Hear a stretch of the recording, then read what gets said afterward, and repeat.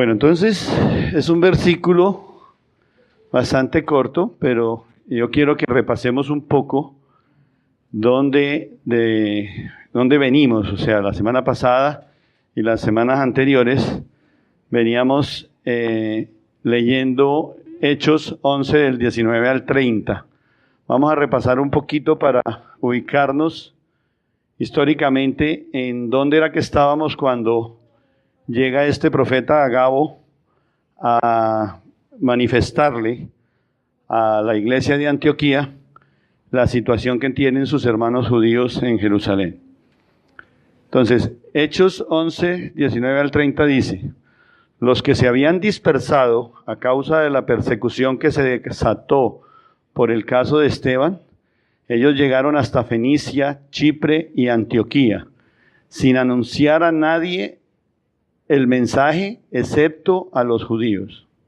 Sin embargo, había entre ellos algunas personas de Chipre y de Cirene, que al llegar a Antioquía comenzaron a hablarles también a los de habla griega, anunciándole las buenas nuevas acerca del Señor Jesús.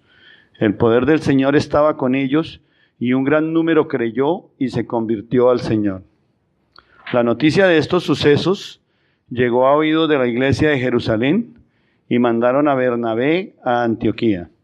Cuando él llegó y vio las evidencias de la gracia de Dios, se alegró y animó a todos a hacerse el mismo propósito de permanecer fieles al Señor. Pues era un hombre bueno, lleno del Espíritu Santo y de fe. Un gran número de personas aceptó al Señor.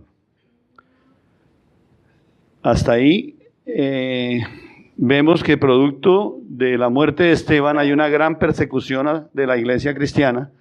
Ellos se reparten por el sur, por el norte, y llegan hasta Antioquía, y empiezan ese hecho de tener que haber salido, de haber huido. Ya vimos que ellos empezaron a dispersar la palabra de Dios a otras regiones, que antes estaban solo dedicados en Jerusalén. Era un propósito de Dios para llevar la palabra a otros.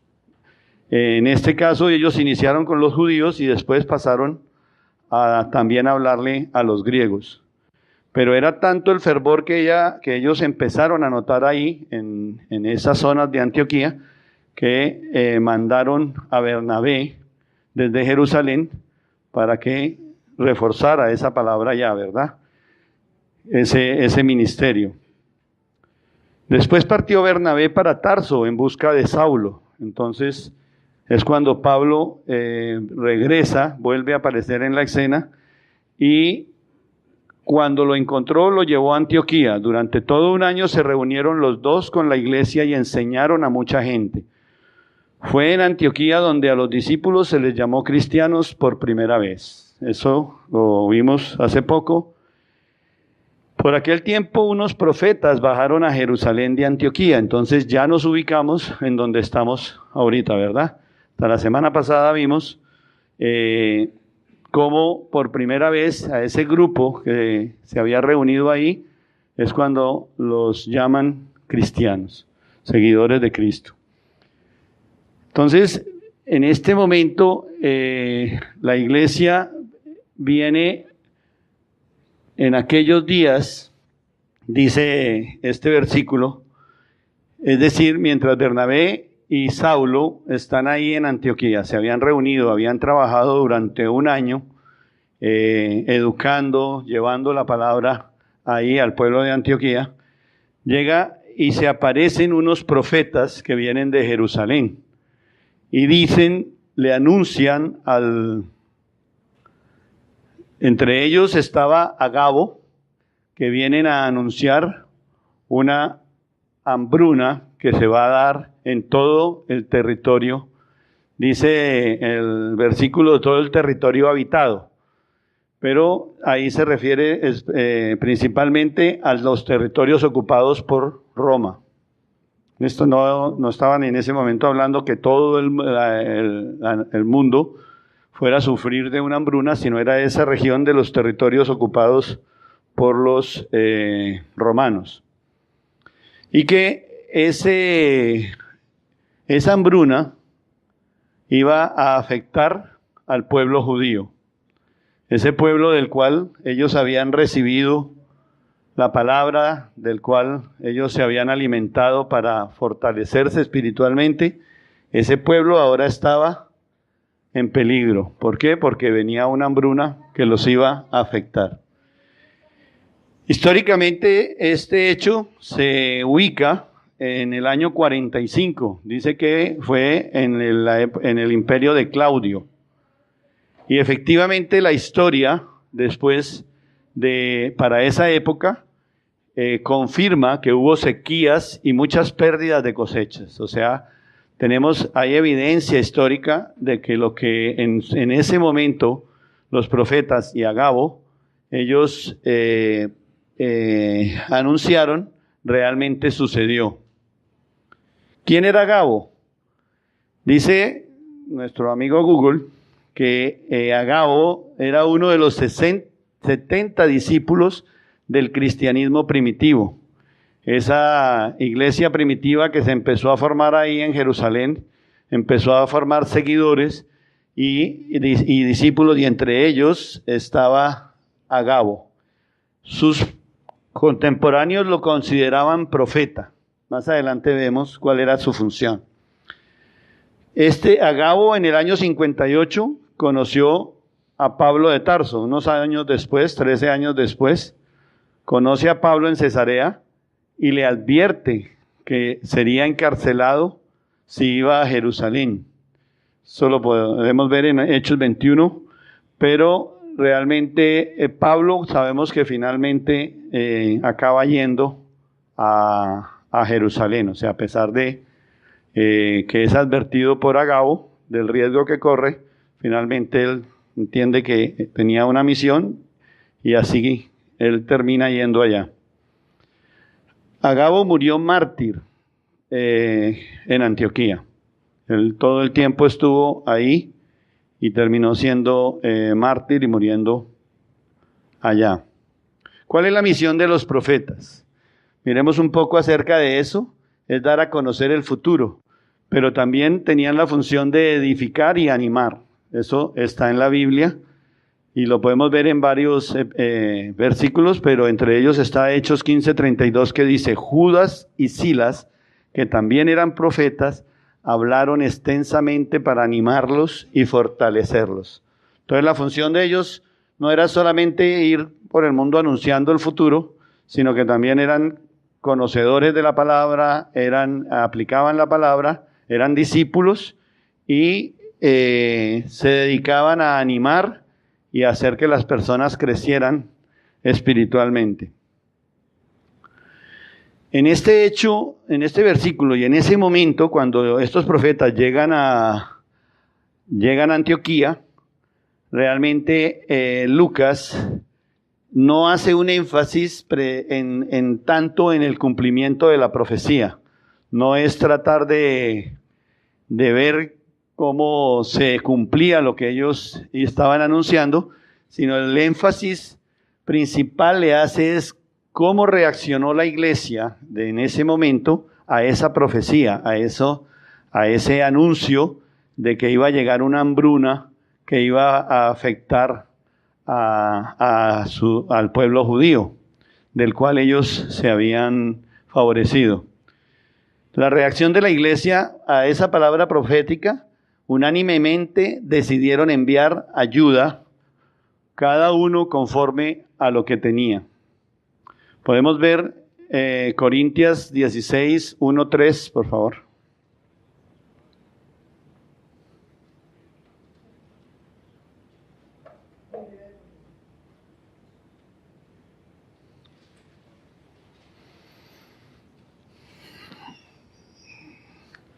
Dice, la colecta para el pueblo de Dios. En cuanto a la colecta para los creyentes, sigan las instrucciones que di a las iglesias de Galacia. El primer día de la semana, cada uno de ustedes aparte y guarde algún dinero conforme a sus ingresos, para que no se tengan que hacer colectas cuando yo vaya. Luego, cuando llegue, daré cartas de presentación a los que ustedes hayan aprobado y los enviaré a Jerusalén con los donativos que hayan recogido. Este es un versículo que nos ayuda a confirmar esto. Ellos encontraron a una iglesia, la iglesia de Antioquía, como lo vamos a ver más adelante, preparada para reaccionar ante una circunstancia como la que estaba viviendo. Y no dudaron en ningún momento de apoyarlos y dar cada uno conforme a lo que tenía. Pero fíjese que hay una enseñanza aquí, que la vamos a estudiar más adelante también, y es que debían estar preparados. Todos debemos estar preparados para los momentos difíciles, ¿verdad? Entonces, es una enseñanza de cómo debemos prever que las situaciones pueden cambiar y que debemos estar preparados. Y aquí nos da una primer guía en ese Corintios 16:1-3, que nos dice: el primer día de la semana cada uno de ustedes aparte y guarde algún dinero conforme a sus ingresos. Esa es una manera de hacerlo. Cada cual puede organizarse de alguna manera, pero es una guía, es una enseñanza respecto a que siempre debemos tener una reserva, ¿verdad? La colecta del pueblo de Dios.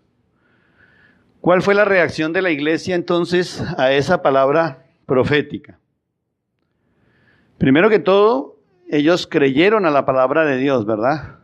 Ellos ya estaban maduros, vimos ahí que Pablo y Bernabé ya llevaban un año ahí en Antioquía, guiándolos, estudiando con ellos la palabra, llevando el mensaje del Señor. Pero en ese momento, cuando llegan estos profetas y anuncian esto, ellos ya eran maduros y creyeron la palabra de Dios. Ellos estaban creyendo y sabían que debían ser solidarios con este pueblo en ese momento. También se sintieron deudores. ¿Por qué? Porque ellos sabían que este pueblo, el pueblo judío, era el pueblo del cual habían recibido tantos beneficios, ¿cierto? Ellos se habían favorecido de sus enseñanzas desde que empezó el pueblo judío salió. Ellos empezaron a compartir de lo que ya habían recibido. Entonces ellos sentían esa deuda también de devolverle de lo que ellos se habían favorecido. Y se movilizaron entonces para la ayuda comunitaria. Estuvieron listos a apoyar. En Hechos 6:2-5 dice: de modo que enviaron el socorro a los ancianos de la iglesia, quienes presidían el rebaño, porque los apóstoles habían decidido dedicarse enteramente al ministerio de la palabra.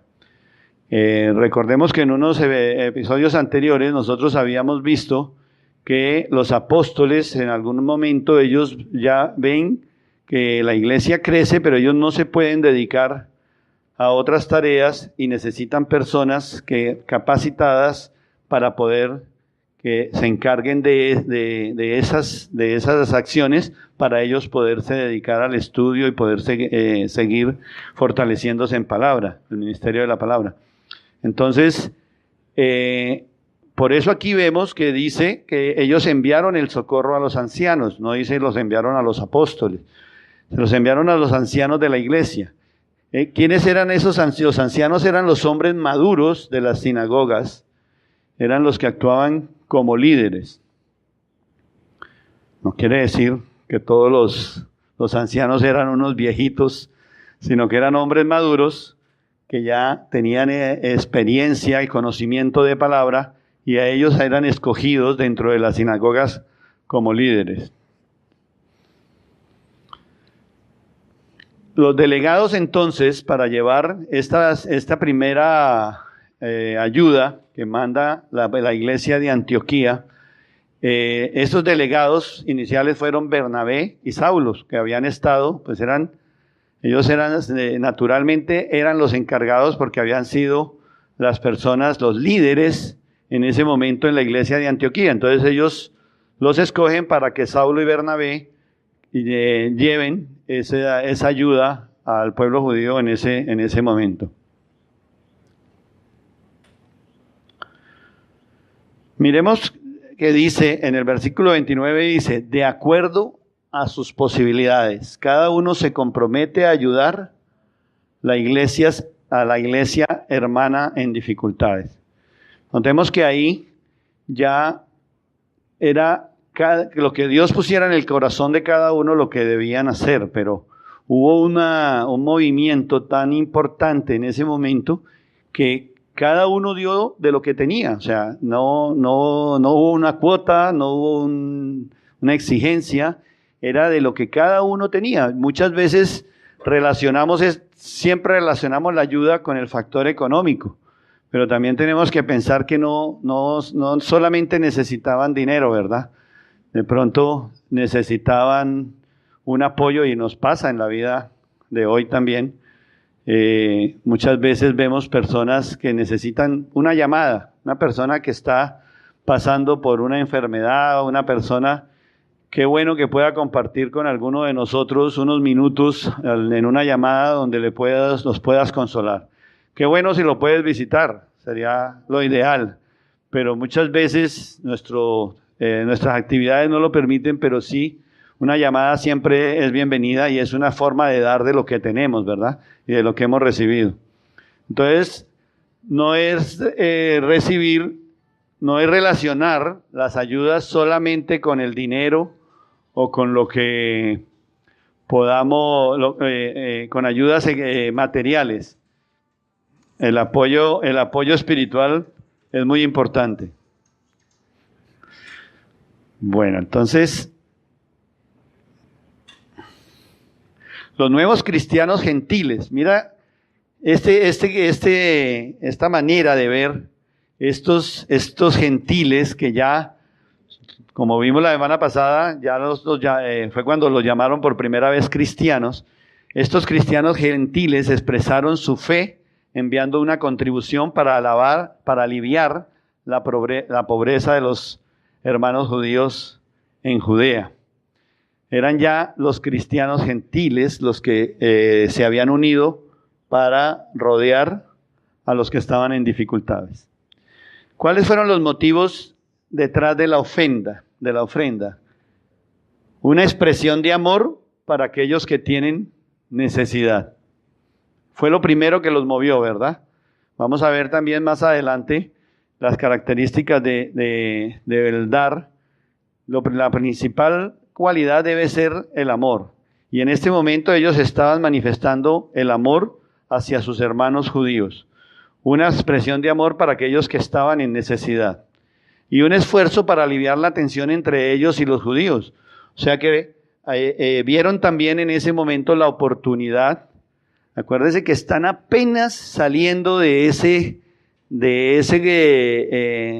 la situación que tenían ellos inicial, que eran muy cerrados. Era su cultura, era su palabra, se consideraba el pueblo escogido por Dios y ellos no se relacionaban con nadie, como lo vimos en las semanas anteriores, y de pronto la persecución hace que ellos tengan que llegar a otros lugares y ver cómo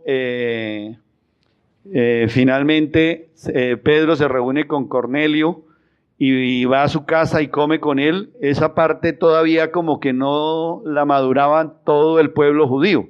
Pedro ya lo había entendido, había trabajado en eso, ya llevaba el mensaje de que todos podíamos participar de esa bendición. Pero dentro del pueblo judío seguramente había mucha gente todavía que estaba como que... Eso lo dice Pedro, pero yo como que no me uno ahí. Entonces era una oportunidad también que tenían los gentiles para aliviar las tensiones que hubieran entre el pueblo judío y los gentiles. Entonces, como dijimos, Saulo y Bernabé eran los líderes lógicos para llevar esa ofrenda, ¿verdad?, hacia Judea. Este momento encuentra ya a la iglesia de Antioquía como una iglesia madura. Llevaban más de un año, por lo que vimos ahí, recibiendo enseñanzas, pero lo más importante aquí, y se refleja en la reacción que tienen, es que ya ponían en práctica lo que habían aprendido, ¿verdad? Ya creían, tenían fe, pero también actuaban de acuerdo con las enseñanzas recibidas. Y por eso se interesaron por el bienestar de los demás, que es una de las enseñanzas que recibimos de la palabra, ¿verdad? Ser solidarios. También estaban preparados. La emergencia no los tomó de sorpresa. ¿Por qué? Porque sabemos que estaban guiados por la palabra en que debían tener una manera de hacer sus previsiones para los momentos difíciles. O sea, cuando ellos decidieron que iban a ayudar a su pueblo, fíjese que ellos no lo pensaron. Eso fue de inmediatamente se movilizaron para poder canalizar esa ayuda. Entonces nos muestra también que era un pueblo que ya estaba, en una iglesia que ya estaba madura y preparada. Se moviliza. Esta ofrenda, este momento donde Pablo ve esa reacción de este pueblo, de estos gentiles, ve la manera como reaccionan a estas dificultades, eso lo impresiona mucho y lo hace parte de su campaña en los ministerios de la iglesia. Él siente la necesidad de replicar este hecho a través de sus enseñanzas con las otras iglesias. Entonces es una oportunidad que Dios le da también a Pablo para que vea cómo este pueblo gentil que había recibido esa palabra, que tenía fe, que había creído, estaban listos para ayudar. Entonces él ve esa oportunidad y en sus enseñanzas más adelante vamos a ver cómo él lo aplica. Romanos 15:27 dice, lo hicieron de buena voluntad, aunque en realidad era su obligación hacerlo, porque si los gentiles han participado de las bendiciones espirituales de los judíos, están en deuda con ellos para servirles con las bendiciones materiales. Y en Gálatas 6:10 dice, por lo tanto, siempre que tengamos la oportunidad, hagamos bien a todos y en especial a los de la familia de la fe. Luego regresamos sobre esos, pero quiero que miremos lo que dice 2 Corintios 8:9. No sé si lo buscan y me siguen. 2 Corintios 8:9.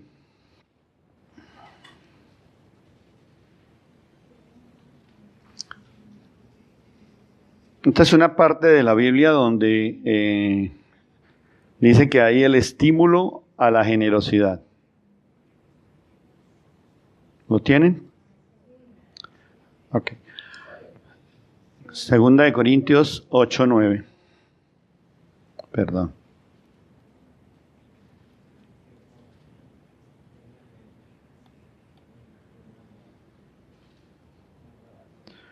Dice, ahora hermanos, queremos que se enteren de la gracia que Dios les ha dado a las iglesias de Macedonia. En medio de las pruebas más difíciles, su desbordante alegría y su extrema pobreza abundaron en rica generosidad. Soy testigo de que dieron espontáneamente tanto como podían y aún más de lo que podían, rogándonos con insistencia que les concediéramos el privilegio de tomar parte en esta ayuda para los santos. Incluso hicieron más de lo que esperábamos, ya que se entregaron a sí mismos, primeramente al Señor y después a nosotros, conforme a la voluntad de Dios. De modo que rogamos a Tito que llevara a feliz término esta obra de gracia entre ustedes, puesto que ya la había comenzado. Pero ustedes así, como sobresalen en todo, en fe, en palabras, en conocimiento, en dedicación y en su amor hacia nosotros, procuren también sobresalir en esta gracia de dar. No es que esté dándoles órdenes, sino que quiero probar la sinceridad de su amor en comparación con la dedicación de los demás. Ya conocen la gracia de nuestro Señor Jesucristo, que aunque era rico, por causa de ustedes se hizo pobre, para que mediante su pobreza ustedes llegaran a ser ricos. Este era Pablo a los Corintios. Sí.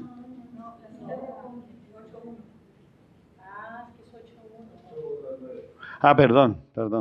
8, es que son los dos, vamos a leer los dos completos.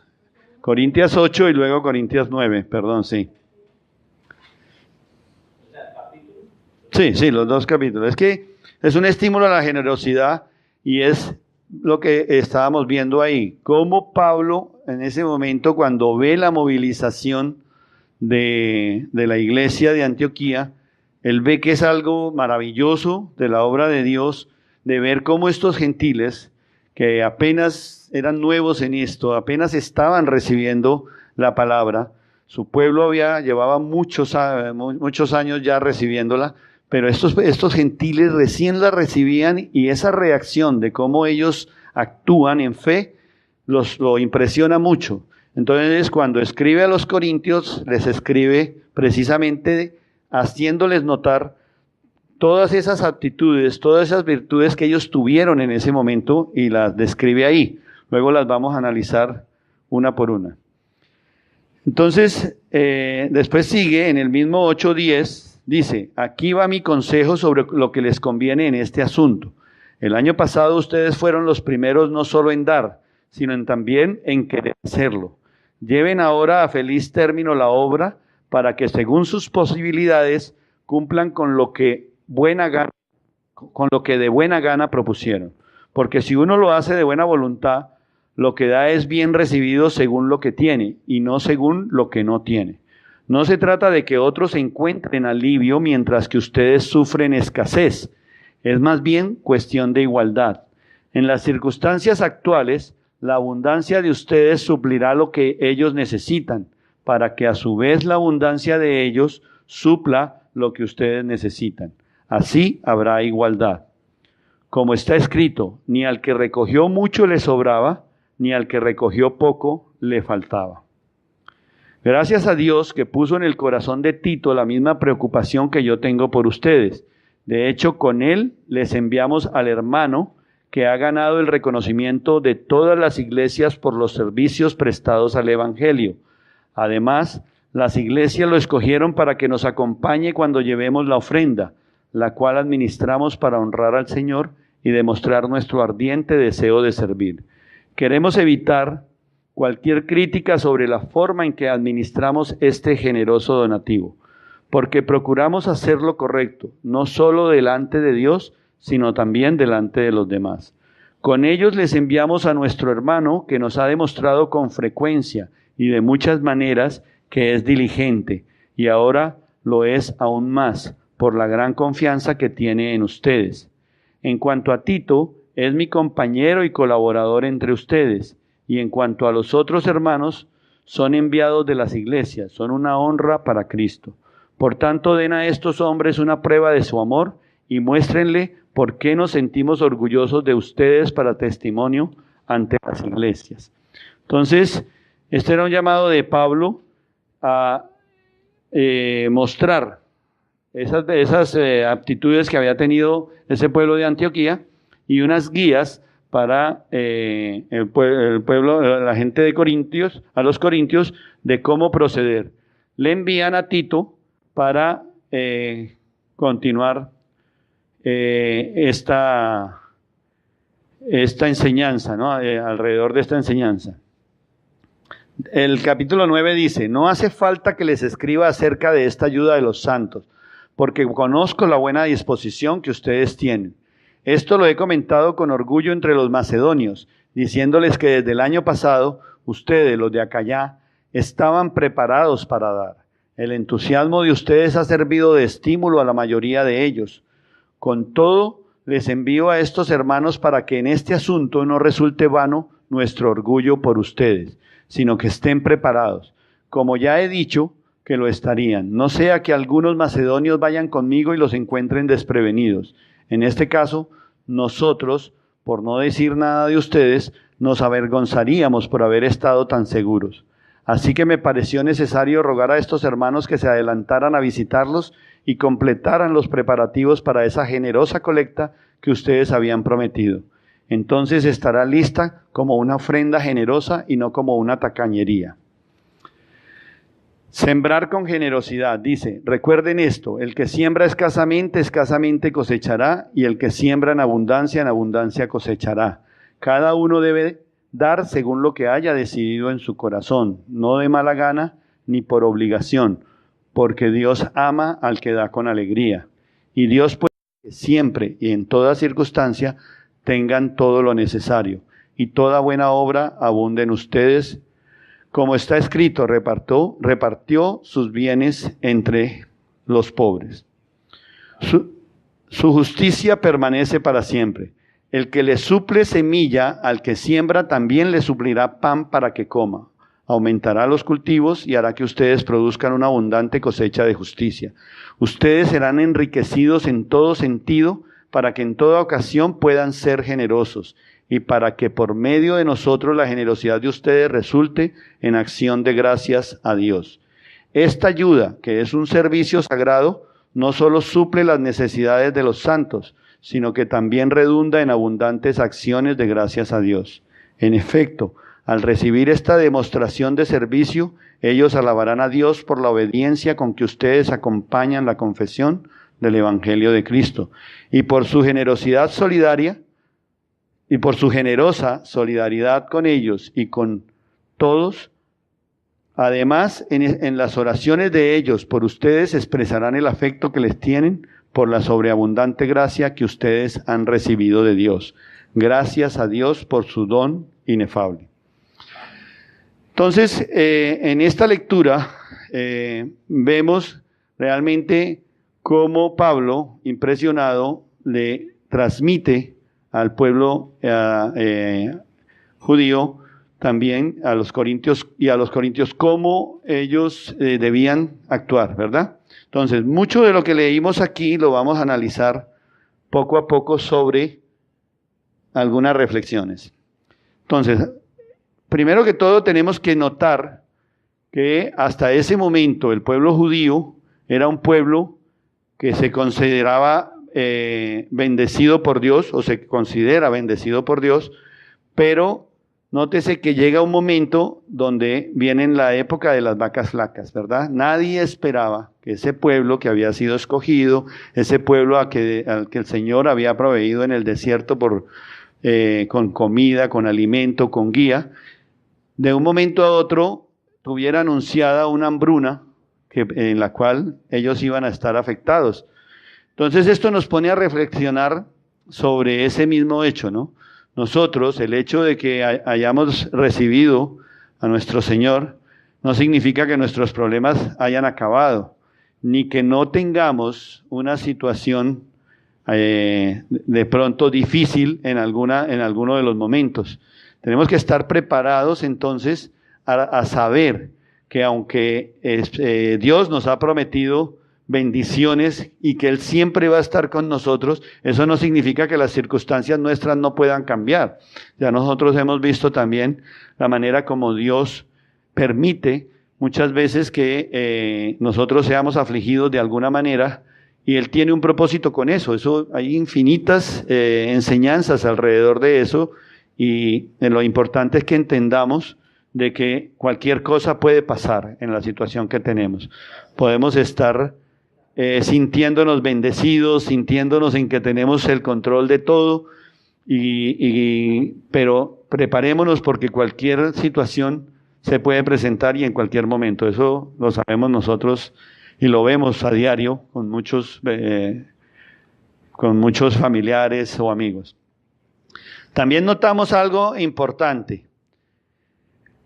Acuérdense que la comunidad judía era un pueblo donde ellos se habían movilizado para ayudarse unos con otros. ¿Se acuerda que cuando ellos, después de la muerte de nuestro Señor Jesucristo, ellos se unen más y empiezan a actuar en comunidad, ¿cierto? Todos se ayudaban, el pueblo judío era muy solidario entre ellos. Entonces era un comunismo donde todos ponían, todos daban, y en este momento notamos que ya el Señor llama es a dar lo que se tiene, ¿cierto? O sea, es mover a las personas hacia dar de acuerdo con lo que cada uno tuviera. Entonces, ¿qué busca Dios con esto? Dios nos está moviendo hacia la solidaridad. Dios nos está haciendo reaccionar donde nos dice, tienes que ser solidario, ¿verdad? Tienes que estar, debes tener, moverte hacia la ayuda a los necesitados. Y cada uno debe dar de lo que tiene. Eso lo vimos muy claro ahí en la enseñanza. Y nos dice, ahí nos permite notar que las instrucciones respecto al diezmo han cambiado.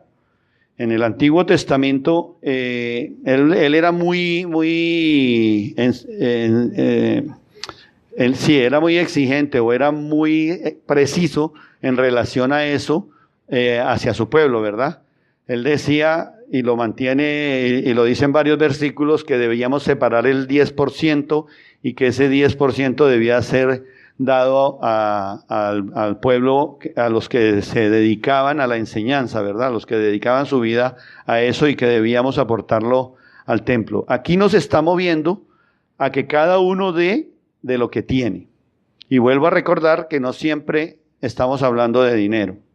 Si Dios te dio un don de una manualidad, si Dios te dio un don de palabras, si Dios te dio un don de profesor, de ser profesor, pues usa ese don para poder dar de lo que has recibido.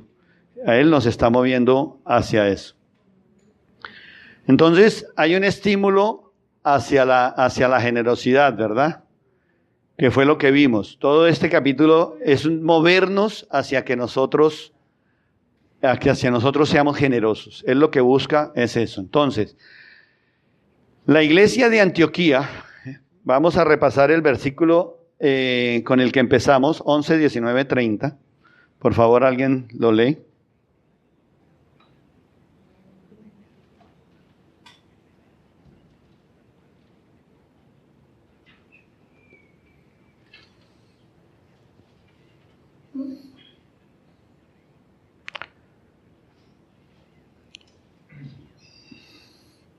Fue como lo que repasamos entre los antecedentes y dice, en aquellos días unos profetas descendieron de Jerusalén de Antioquía y levantándose uno de ellos llamado Agabo, daba a entender por el Espíritu Santo que vendría una gran hambre en toda la tierra habitada, la cual sucedió en tiempo de Claudio.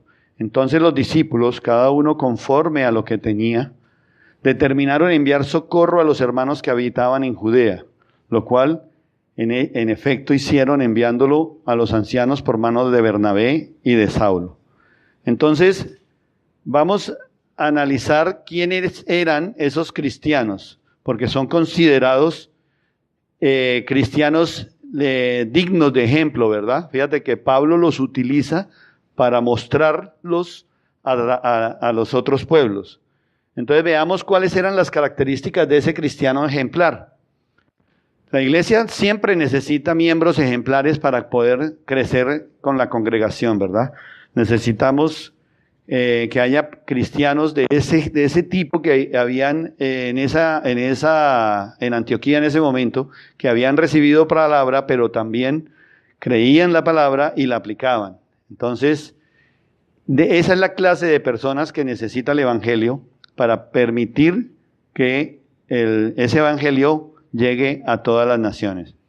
La iglesia en Antioquía creció porque sus miembros tenían unas cualidades particulares. ¿Cuáles eran esas características de ese pueblo en ese momento? Fíjese que no se dejaron derrotar por la persecución. Ellos habían sido, después de la muerte de Esteban, ellos se dispersaron, pero igual ellos hubieran podido haber renunciado a su fe, hubieran podido dejar todo atrás. Sin embargo, aprovecharon esa ocasión que Dios les daba, era para llevar la palabra a otras naciones.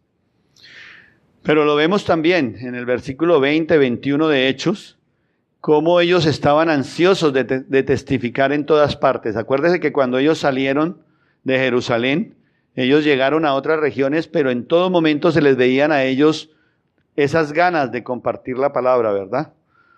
Entonces, esa es otra característica que tenía este pueblo cristiano. los nuevos gentiles, dispuestos a recibir y escuchar a personas más experimentadas en el Evangelio.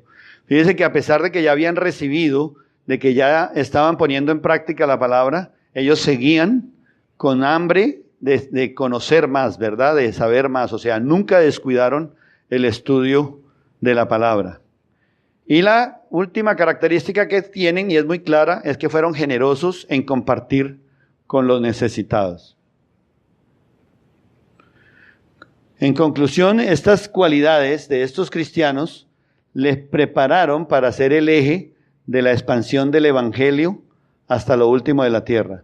Su ejemplo es un desafío para nosotros.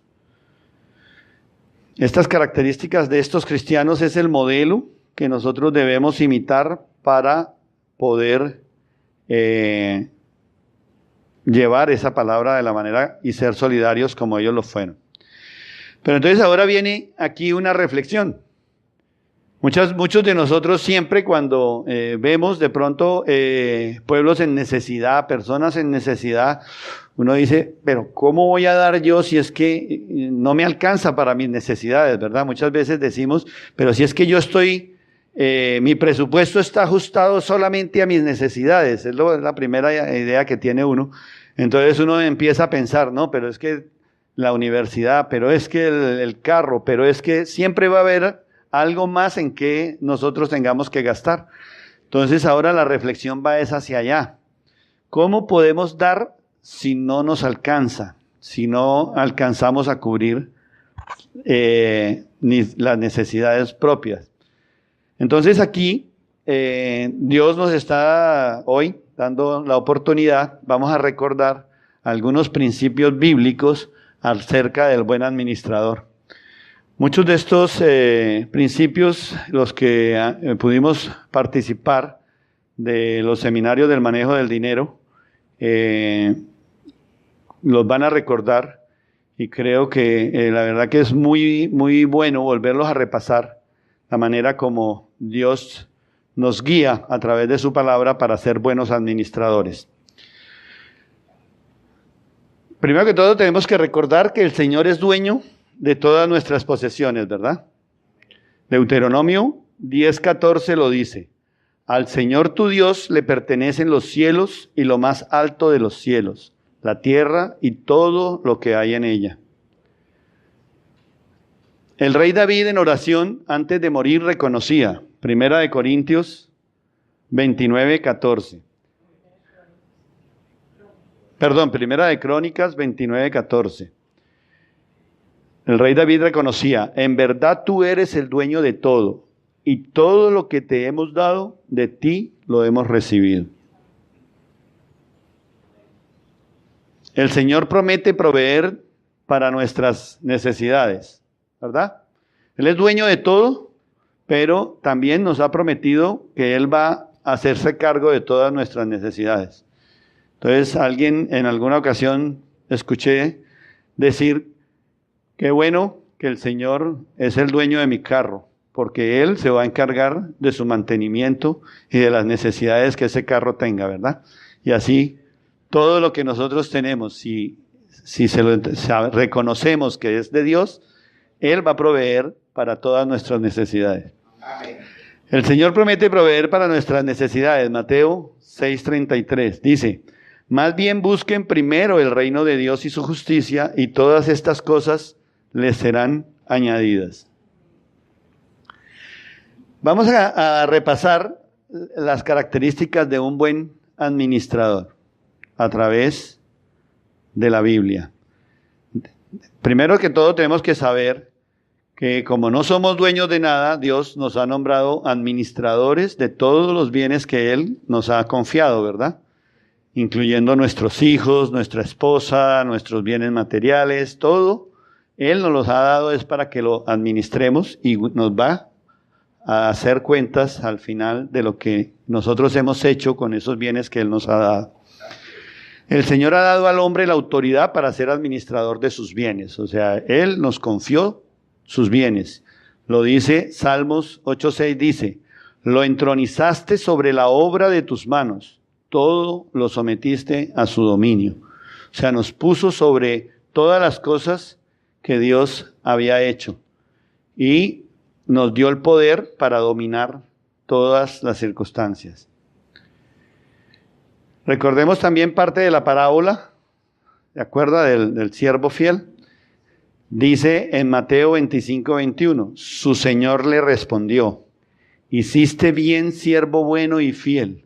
En lo poco has sido fiel, te pondré a cargo de mucho más. Ven a compartir la felicidad de tu Señor. Esa es la alegría que siente Dios cuando ve que nosotros hemos sido buenos administradores y cuando hemos cuidado sus bienes.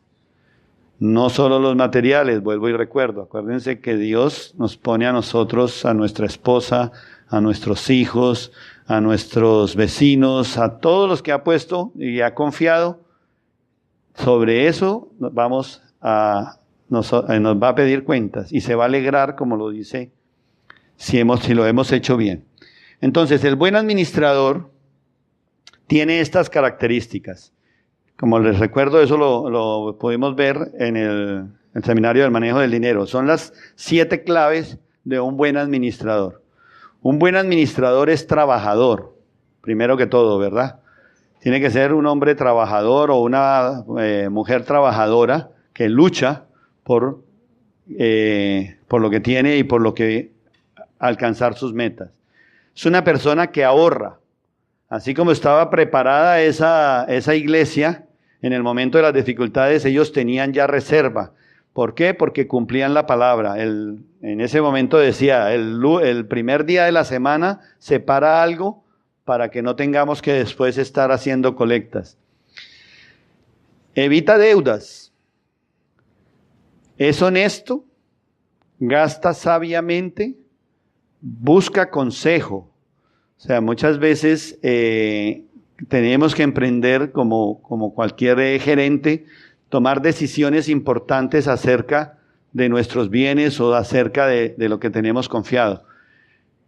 Tenemos que buscar el consejo, primero de Dios, pero también puedes apoyarte en las personas sabias, personas espirituales. No, acuérdense de que nos señala que no busquemos consejo en personas que no hayan dado testimonio de que son buenos administradores, ¿ya?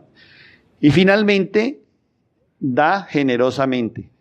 Yo quiero resaltar esa última parte que es a la cual nos vamos a concentrar. De estas 7 características principales, quiero que recordemos rápidamente algo que me parece a mí supremamente importante y que fue realmente parte de testimonio que yo puedo dar y que pues, doy fe de que funciona, que es evitar las deudas. En la medida en que uno aprende a controlar todo ese flujo de deudas, vives mucho más tranquilo.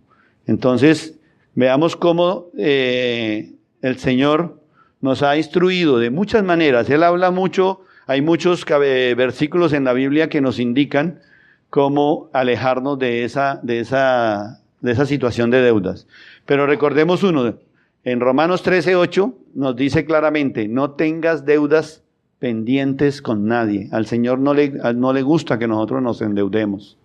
¿Listo? Entonces, esa es una de las condiciones o uno de los mensajes que nos da el Señor para que no seamos buenos administradores, que no tengamos deudas. Nos recuerda, los ricos son los amos de los pobres y los deudores son esclavos de sus acreedores. No hay nada más terrible que ver una persona sofocada por los intereses de los bancos cuando te has hecho una deuda y te cambian las condiciones de pronto de trabajo o algo y no puedes cumplir. Muchos de nosotros vimos la situación de familiares perdiendo sus apartamentos por estar agobiados con eso. Y muchos somos conscientes de lo que ellos sufrieron para poder llevar esa carga de no poder dormir, de saber que lo iban a perder y no podían hacer nada. Entonces, no podemos permitir ser esclavos de los acreedores. Y Él nos lo recuerda y nos dice en 1 Corintios 7:23, ustedes fueron comprados por un precio, no se vuelvan esclavos de nadie. Él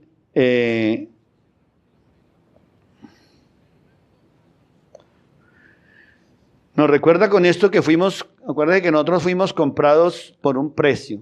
El precio fue la muerte de nuestro Señor Jesucristo en la cruz. Él nos libró de la esclavitud, del pecado en ese momento.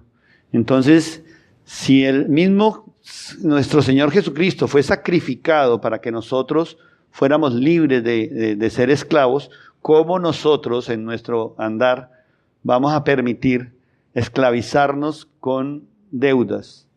Entonces, esa es una de las enseñanzas más claves que me parece a mí. Entonces, pero viene una polémica, ¿no? Pero es que yo tengo unas necesidades que cubrir. Y esta definición me pareció muy importante que la tengamos en cuenta a la hora de establecer nuestras necesidades. La diferencia que hay entre necesidad y capricho. Dice que la necesidad es todo aquello de lo que no se puede prescindir. ¿Qué es lo que nosotros no podemos prescindir? De la comida, la vestida, el vestido, la salud, ¿cierto? Hay algunas cosas que nosotros las tenemos identificadas como que de esto no podemos vivir. Pero de pronto, si no tengo un reloj, yo puedo vivir sin el reloj. Me guío como se guiaban los primitivos, por el sol. Entonces, es muy importante. Yo quiero que tengamos en cuenta esto porque es muy importante que definamos qué es necesidad y qué es capricho. Porque capricho es cualquier cosa que exceda lo que es una necesidad. O sea, lo que no es realmente algo de lo cual tú no puedes prescindir, es un capricho. Entonces, hombre, que yo quiero comprar el carro y quiero movilizarme porque es que eso me va a facilitar ir a mi trabajo. Sí, de pronto, pero míralo a ver qué va a implicar eso. Si va a implicar una deuda con un banco para hacerte a un carro, de pronto reflexiona si realmente es una necesidad o un capricho, porque de pronto te va a permitir ahorrar y no tener que estar endeudado en esa circunstancia. Entonces, como les dije, en la parte del buen administrador, la última parte decía que daba con generosidad, ¿cierto? La característica de un buen administrador es que da generosamente. Entonces yo quiero que ahora revisemos las actitudes de cómo debe ser ese dar, cuáles son las actitudes que debemos tener o en lo que nos guía la Biblia acerca del dar. Dios evalúa nuestras acciones con base en nuestras actitudes. En Juan 3:16, yo creo que algunos se lo saben de memoria, si me ayudan. ¿Alguien se acuerda?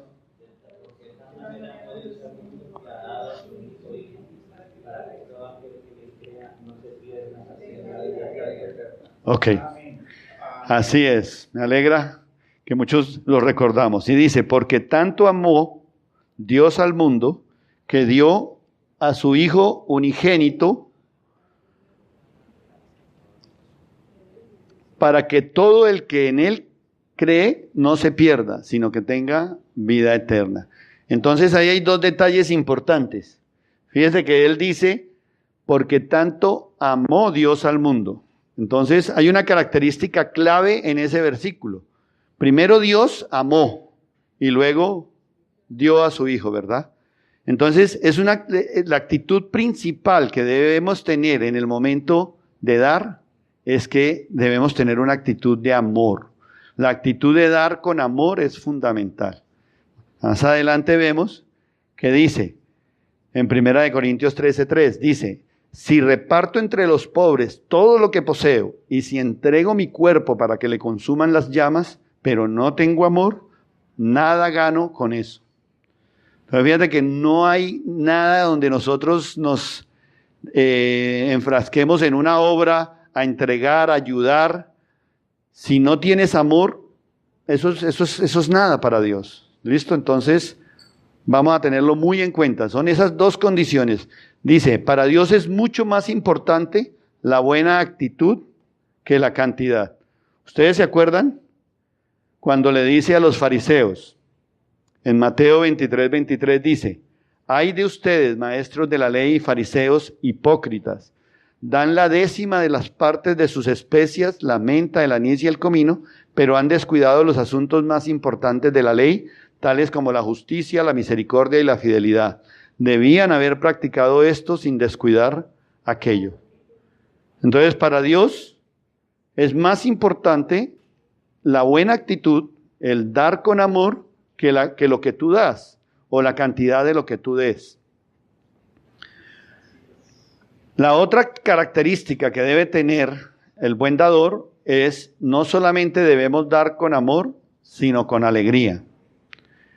Nuestro Señor dice, cada uno debe dar según lo que haya decidido en su corazón, no de mala gana ni por obligación, porque Dios ama al que da con alegría, al dador alegre. Entonces, ¿cómo podemos desarrollar esta alegría cuando damos? ¿Cierto? No es fácil para muchos desprendernos de nuestras posesiones, no es fácil. Ese paso de fe, del dar, no es fácil. Y yo confieso que cuando llegaba a las iglesias cristianas, yo asistía y yo veía esa recogida allá e inmediatamente veía al pastor con su carro de lujo.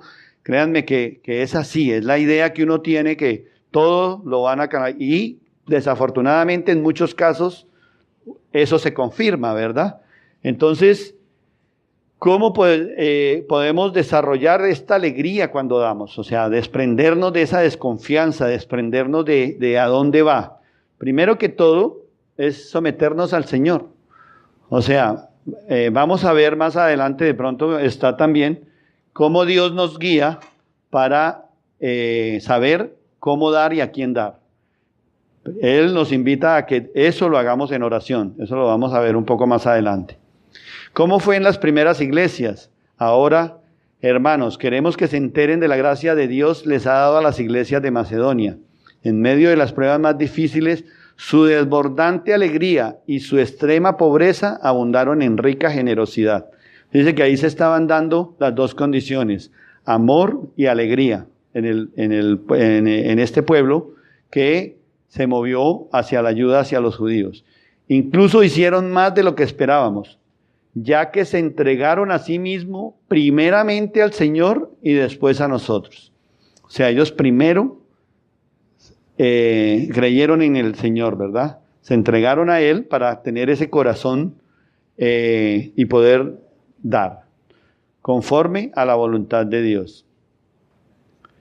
¿Cuáles son las ventajas del dar? Obviamente el regalo beneficia al que lo recibe, ¿verdad? El que se alegra es quien recibe un regalo. Pero en la economía de Dios, cuando la persona da con la actitud correcta, el dador recibe más que el receptor. Hay más dicha en dar que en recibir. Y esa no fue solo la palabra de Pambelé, cuando decía que era mejor dar que recibir. Era mejor dar que recibir. Y él decía, mire que estaba en la palabra, antes de Pambelé ya estaba en la palabra, decía, con mi ejemplo les he mostrado que es preciso trabajar duro para ayudar a los necesitados, recordando las palabras del Señor Jesús, hay más dicha en dar que en recibir.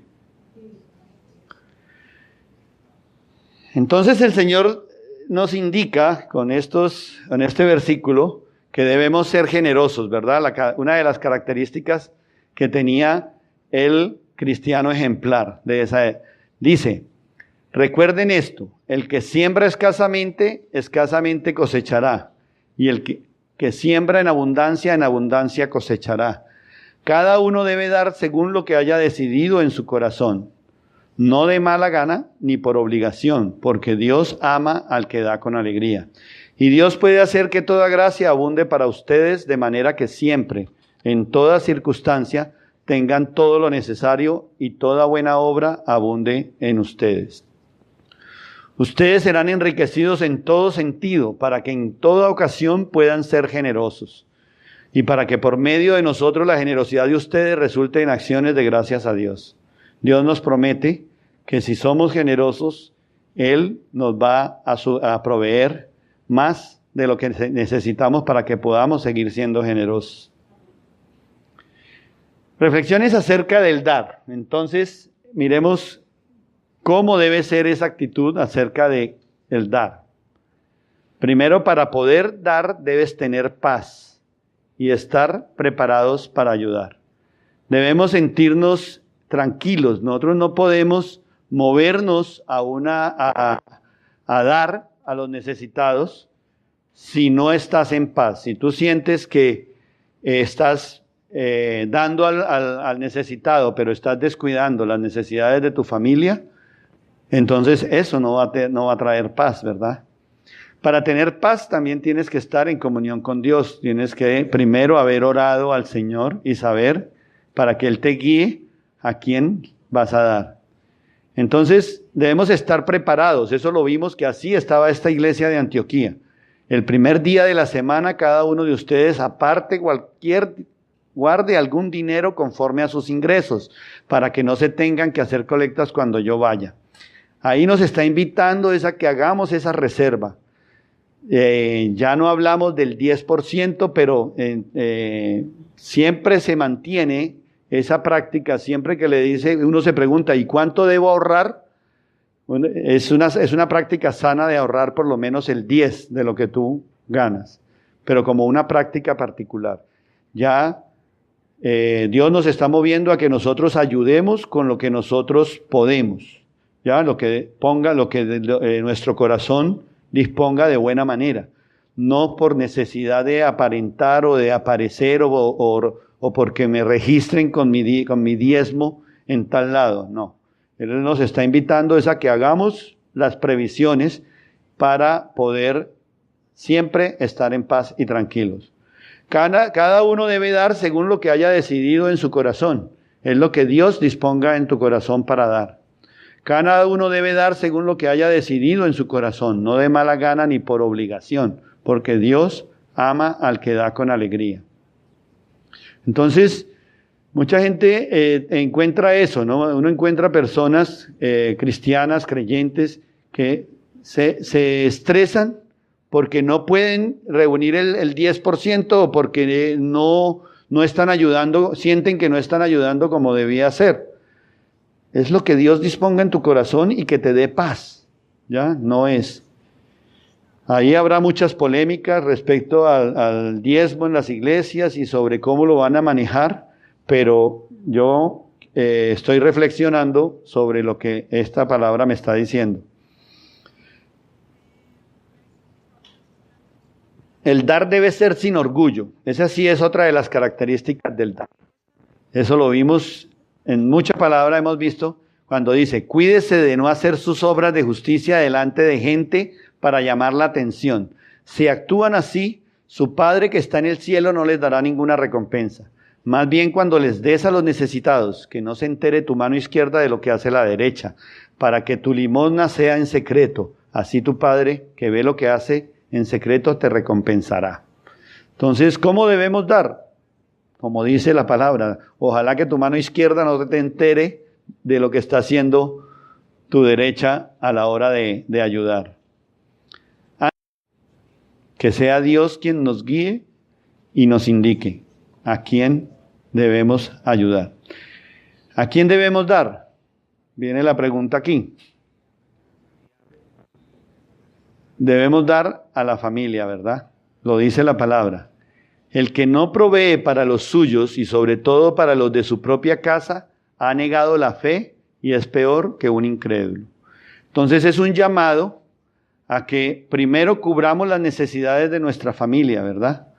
Y que apoyemos a los de nuestra familia. Ese es un mandato. Y fíjese que llega a un límite donde dice que el que no cumple esto prácticamente niega la fe y es peor que un incrédulo. O sea, todo ese fervor, toda esa vida cristiana, esa actitud cristiana que has tenido, la puedes echar a perder cuando te dedicas a una iglesia, cuando te dedicas solamente a la obra, pero descuidas tu familia. Entonces es importante que tengamos en cuenta que en el momento de dar, primero tenemos que estar seguros que nuestras familias estén protegidas. Debemos dar a la iglesia y a los hermanos en Cristo. También es un mandato. Dice, Por lo tanto, siempre que tengamos la oportunidad, hagamos bien a todos y en especial a los de la familia de la fe. Gálatas 6:10.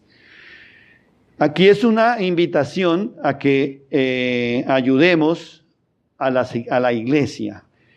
Ya vimos, y lo que estamos estudiando, que no necesariamente tiene que ser a esa iglesia de 4 paredes, a esa iglesia que tiene templo espectacular.